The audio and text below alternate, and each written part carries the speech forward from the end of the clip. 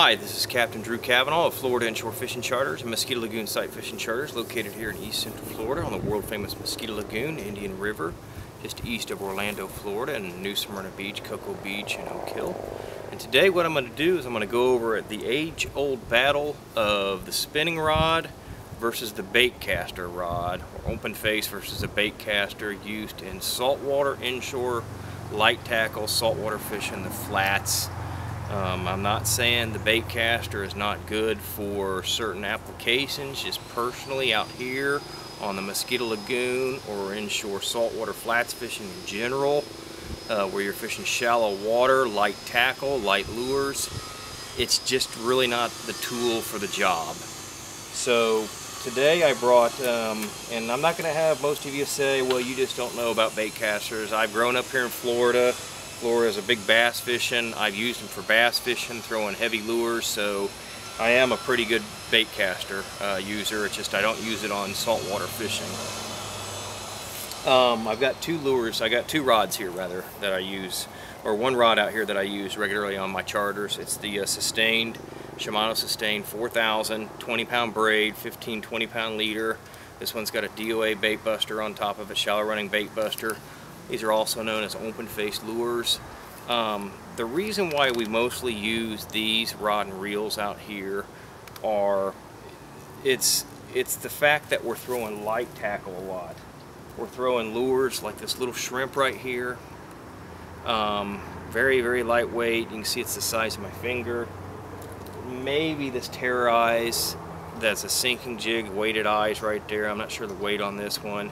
That might be the heaviest we throw, or the bait buster right here. Typically you get better accuracy with these rods and reels. The reason is it's the laws of physics, the physics and the engineering behind it. On this reel, the line goes onto the spool like this, right? It's wrapped onto there. So when the line comes off, the bail opens, the spool stays still, the line comes off like this, right? It's just the line coming off. Versus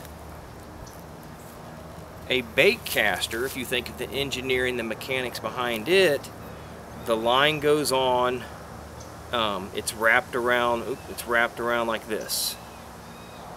So when it comes off, not only the line has to come off, but the spool also has to spin with it. So it's almost this theory, you know, it's like you're letting out line like this versus the spinning rod, it just goes off. The spool's not having to spin with it, so that's one reason why control is so much better. I get people all the time that say, oh, I'm a baitcaster, I'm a baitcaster. You are not going to throw this little tiny shrimp at 50, 60, 70 feet away, 40 feet away with any kind of accuracy whatsoever. You're going to get it in a general zone, and that's fine, but then on top of the accuracy, we have a thing out here called presentation. Presentation is this. If I take this lure and I'm throwing to a redfish that's right here, and this lure lands like that near it, that's called a soft presentation. If this lure now comes out here and it's coming out here and it's going flying in, and all of a sudden it just lands like that on the water, that's called a hard presentation. What does a hard presentation do? It is going to scare everything away in the area. So when you're throwing a baitcaster out here, you're throwing it and you're usually whipping it really hard. You're not able to toss it, because if you toss it, you're going to get 5, 6 feet. You know, you're not going to throw that light lure out there and get it in there. The spinning rod will allow you to toss it a lot easier. You don't have the resistance of the spool interfering with it coming off, and you just have better control and better accuracy with it. Those are the main two reasons, control and accuracy, and then the light weight factor. I'm sure there are some people in the world that can throw these light lures on a baitcaster, but the average person cannot. And I'll challenge anybody to come out here. We'll put on 2 DOA shrimps, the average bait that's used out here, or a live shrimp this size. 10-pound braid, 10-pound fluorocarbon, 10-pound mono, whatever. We'll pick a target, we'll pick a redfish that's 20, 30 feet away, and I can almost promise you that this cast with the spinning rod is going to be a lot softer, A lot easier, 99% on target than the bait caster, because you know why? Because I've thrown the bait casters numerous times, and I've done it, so I know what's the result. Now, if you're out there throwing a heavy lure like this big terrorize here, that's about a ½ ounce or whatever, 1 ounce, I don't know, it's pretty heavy.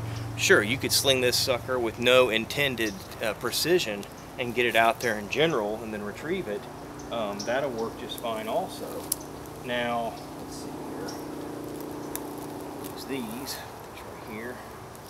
Now, when I'm out there and I am throwing my bait caster, I don't mind taking it and throwing a heavy topwater lure or something like that if I'm blind casting. If I'm just throwing out there and I'm reeling in and there's really no rhyme or reason to where it goes, how it lands or whatever, I don't mind using a bait caster every now and then. But in general, mostly out here we're using the spinning rod just for the fact that we're able to switch out tackle easier. The handles switch back and forth. That's the other thing with a bait caster, is most handles, you know, you get some clients that want to retrieve like this, some clients that are going to want to retrieve like this. It's easier to do that. The other thing is you can't really put braid, as far as I know, with any kind of success on a bait caster, and you don't want to be using 20-30 pound mono out here, because one, we have 2 species. It'll wear, it'll break. We don't want mono breaking. It stretches, it wears the fish out. That's why we use braid a lot. It allows us to get these bigger fish in quicker. In reality, it says it's 10-pound braid, but this is a lot stronger than 10 pounds.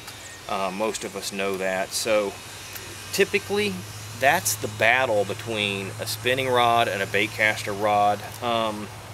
It boils down to the accuracy, the soft presentation, the control over it, the mechanics behind an open face or spinning rod, whatever you want to do, is one of the biggest arguments there is. I mean, it's hard to argue with that. When the line comes off, the spool's not resisting. It's just coming off. Like I said, one more time with the bait caster, when it comes off of there, the spool has to spin in order to let it off. So if you don't break it with a braking mechanism, or typically I take the brakes out and I use my thumb and slow it down, you've lost a lot of distance on that. And you've also lost a lot of control, because when you're throwing out there and your thumb's touching it, the lure is going to do that. That's just the laws of physics. So I'm not arguing with the bait caster users. I'm not denying that they aren't good in certain applications. They're just not ideal out here on the flats for redfish, trout, black drum. Obviously you see them offshore for big marlin, sailfish, deep sea fishing. You know, there's certain applications that they're good for. An analogy I'll use is just like building a house, you know. There's certain times you're going to want to use a circular saw versus a table saw. There's certain times you're going to want to use a hammer drill versus a DeWalt or a battery cordless operated drill. I mean, it's just one of those things, hammer versus nail gun. You know, I could go on forever with analogies, but in a nutshell, that's it really as far as the arguments with the two. So if you ever come down here and you ask most guides, I want most of you, feel free, email guides randomly throughout the state of Florida, Texas, Louisiana, where we all target the same species, and inquire with them. Ask them what their opinion is on which tackle they're using. Are they using spinning rods? Are they using bait casters? When they hand a rod to a client that's never really done this a whole lot, is easier to understand the spinning rod than the bait caster. That's another argument we can have. If I take somebody that's only picked up a rod 9 or 10 times in their life, I hand them these two, they're probably going to get this one down a lot faster. So that has a lot to do with it. It's easier for kids to work these. So the statements and the arguments could go on forever. Like I said, I'm not saying the bait caster is not good. It's just not good for this type of fishing. So I want to thank everybody. Again, it's Captain Drew Cavanaugh, Florida Inshore Fishing Charters, Mosquito Lagoon Sight Fishing Charters, and I want everybody to have a great day. Thank you.